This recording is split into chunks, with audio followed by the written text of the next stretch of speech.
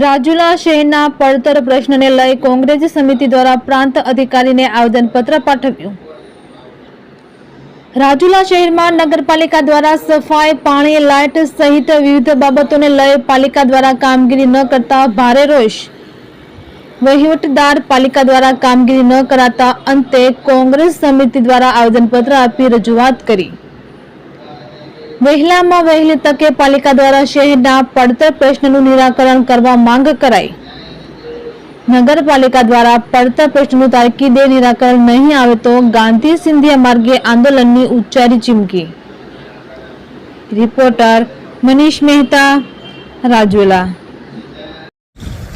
આજ રોજ રાજુલા શહેર કોંગ્રેસ સમિતિ અને તાલુકા કોંગ્રેસ સમિતિ દ્વારા આવેદનપત્ર દેવામાં આવેલ છે, જે રાજુલાની વિવિધ જગ્યા ઉપર એટલે કે પાઇપલાઇન પાણીની તૂટલી છે, જ્યાં ત્યાં ગંદકી ખૂબ જ છે। વહીવટી શાસન હોય ને છતાંય જો આ સ્થિતિ થતી હોય તો આવું ન ચલાવી લેવું જોઈએ। તાલુકા કોંગ્રેસ સમિતિ તેમજ શહેર કોંગ્રેસના આગેવાનો દ્વારા ચર્ચા કરવામાં આવી કે રાજુલામાં અનેક જગ્યા ઉપર કચરાના ઢગલા ખૂબ જ પડેલા છે અને પાઇપલાઇન, પીવાની પાઇપલાઇન છે, ખૂબ જ તૂટેલી હાલતમાં જોવા મળેલ છે। માનો કે મફતપરા રોડ, વડલી રોડ ઉપર છે, ખૂબ જ દૈનિક હાલતમાં પાઇપલાઇન તૂટેલી જોયેલ છે, જે તાત્કાલિક ધોરણે રિપેરિંગ કરવામાં આવે અને જો ન કરવામાં આવે તો ઉગ્ર આંદોલન કરવાની અમારી ફરજ પડશે।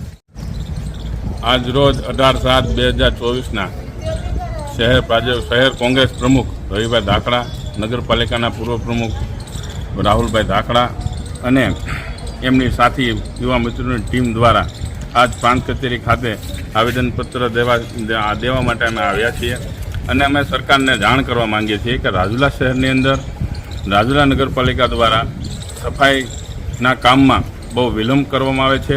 ડોર ટુ ડોર કચરાની ગાડીઓ બંધ છે અને સરકાર વિવિધ યોજનાથી સાધન સહાય પૂરી પાડે છે, છતાંય સાધનો ઉપયોગ કર્યા વગરના કચરાના ઢગલા સમાન સેનિટેશનમાં પડ્યા છે અને રાજુલાના નાગરિકો અવારનવાર રાજુલા નગરપાલિકાએ જઈ અને રૂબરૂ લેખિત ફરિયાદો, અસંખ્ય ફરિયાદો કરવામાં આવે છે, છતાંય કચરાનો કોઈ નિકાલ કરવામાં આવતો નથી।